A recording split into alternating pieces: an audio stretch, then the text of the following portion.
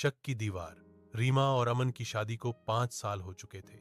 दोनों एक दूसरे से बहुत प्यार करते थे, लेकिन पिछले कुछ महीनों से उनके बीच एक अजीब सी खामोशी पनपने लगी थी। अमन दफ्तर से देर देर से घर आने लगा था और फोन पर किसी से धीमी आवाज में बात करता हुआ दिखता था। रीमा ने कई बार सहजता से पूछना चाहा, मगर हर बार उसे लगा कि कहीं वह जरूरत से ज्यादा सोच तो नहीं रही। एक शाम जब अमन फिर से देर से आया तो रीमा के मन में उठ रहा शक अब शब्दों में बदलने लगा। उसने पूछा, अमन, तुम आजकल इतने व्यस्त क्यों हो? क्या कुछ ऐसा है जो तुम मुझसे छुपा रहे हो? अमन थोड़ा चौंक गया, लेकिन बोला, नहीं रीमा, ऐसा कुछ नहीं है, बस काम बहुत बढ़ गया है। पर रीमा को उसका जवाब अधूरा लगा। अगले दिन उसने देखा कि अमन बार बार अपने फोन को लॉक कर रहा है। अब उसके मन में शक अपने चरम पर था। उसी रात उसने अमन का बैग उठाया और उसमें एक छोटा सा गिफ्ट पैकेट मिला। उसका दिल तेजी से धड़कने लगा। क्या यह किसी और के लिए था?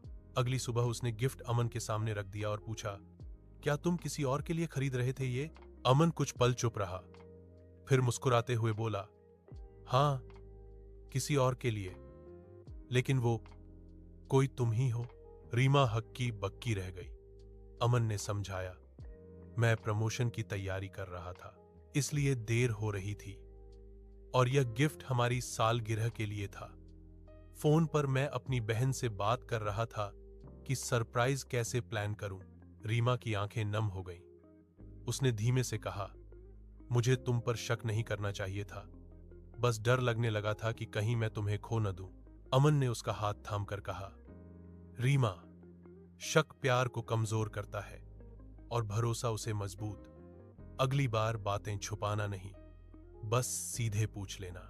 दोनों के बीच की गलतफहमी उसी पल दूर हो गई। उस रात उन्होंने महसूस किया कि रिश्तों में सबसे बड़ा आधार प्यार नहीं, बल्कि भरोसा होता है। रीमा और अमन के रिश्ते में शक की दीवार। क्या अमन किसी और से बात कर रहा है? रीमा को एक गिफ्ट मिलता है, पर क्या ये किसी और के लिए है? क्या उनका रिश्ता इस शक को झेल पाएगा? देखिए इस कहानी में और जानिए कि कैसे एक गलतफहमी प्यार को खतरे में डाल सकती है। क्या रीमा और अमन का भरोसा फिर से जुड़ पाएगा?